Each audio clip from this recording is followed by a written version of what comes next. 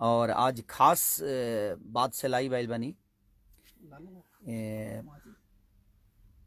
आज हमनी के पिता, हमनी के चाचा, हमनी के गार्जियन माननीय चाचा लालू प्रसाद यादव जी के 74वां जन्मदिन है।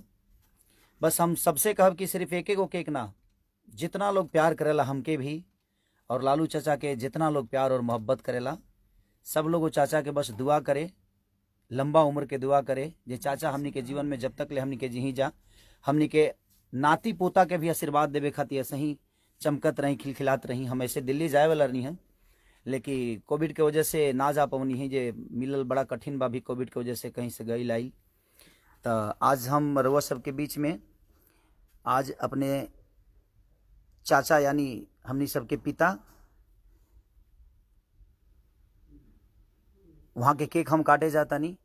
हम चाहब कि जितना लोग हमके प्यार करेला सभे वो चाचा खातिर दुआ करी और लंबा उम्र के दुआ करी, ताकि हमनी के बीच में हमनी के चाचा हमेशा एगो माता पिता के जो आशीर्वाद होला तवन हमरा बुझाता जे एगो छत की तरह होला।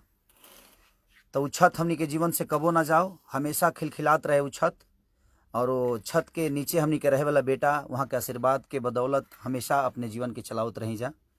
तो बस हम रउआ सबसे रिक्वेस्ट करब कि जहाँ जहाँ जे बा कम से कम एगो चाचा के लंबी उम्र के दुआ के एगो केक जरूर काटी, ताकि हमनी के आशीर्वाद और प्यार हमेशा चाचा के मिलत रहो।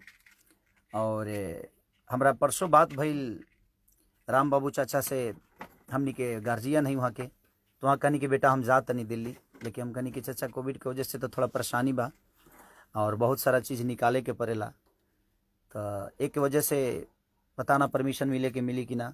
तो हम कहनी कि ठीक बा, हम अपने चाचा के प्यार यही जी से ले ली और आशीर्वाद यही जी बम्बे रह के ही काट ली केक। और ये आर्या शर्मा नमस्कार, जेकर वो लोग गाना सुनत रही ले और हमेशा इनकर म्यूजिक के प्यार देते रही ले वह सभे। और विजय चौहान जी, वाह, लभी भाई, निशांत सोनी, लभी निशांत जी, सबके प्रणाम। जितना लोग बा हम चाहब कि जितना हमके लोग प्यार करेला, लालू चाचा के लंबी उम्र के दुआ करे के बा हमनी के, और बस हमनी के आशीर्वाद सही चाचा देत रही और इतना लंबा उम्र होके के सही वहाँ के हाथ हमनी के माथ पर बनल रहो।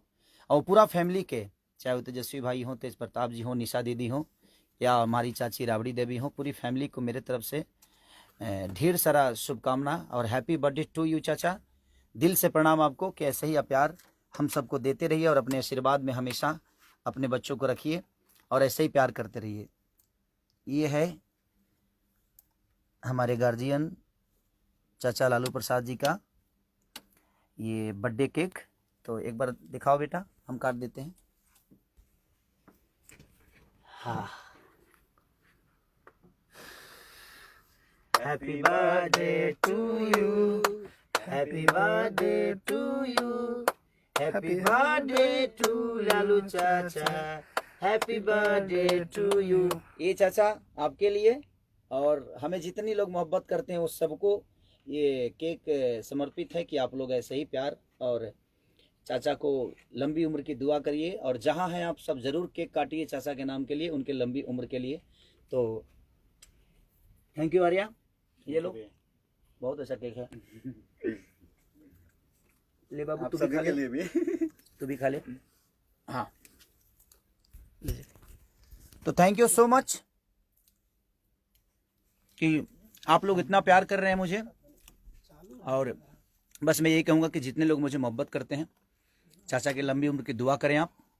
और मैं आज आर्या के स्टूडियो में हूँ, बहुत सारा गाना है और अभी एक मेरा गाना भी एंगल म्यूजिक से बहुत बड़ा रिकॉर्ड बनाया 9 घंटे में 2 मिलियन का, कि तोरा गैला के गम में सुनु सनम, दुगो बियर मंगा के पी ले हा।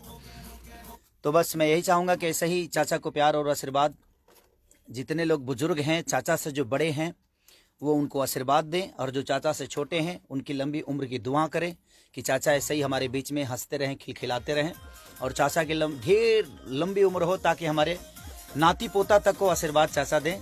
बस हम यही चाहेंगे। और जल्दी से आप आइए चाचा पटना, आप सबका वेट कर रहे हैं, हम सारे बच्चे आपका वेट कर रहे हैं। और यही गाना है जो कि आर्या ने ही बनाया है और विजय चौहान का लिखा हुआ गाना है। तो तो बस ढेर सारा प्यार दीजिए, इस गाने को भी दे ही रहे हैं आप लोग, और जल्दी से 5 मिलियन करिए ताकि हम केक काट दें। आज ही कोशिश करिए। और ये लाइव आने का रीजन सिर्फ एक ही था, आज चाचा का बर्थडे है, माननीय लालू प्रसाद यादव जी का। तो ढेर सारी शुभकामनाएं चाचा आपको और पूरी फैमिली को। Happy birthday to you, love you चाचा, दिल से ढेर सारा शुभकामना आप सबको, love you all, thank you so मच।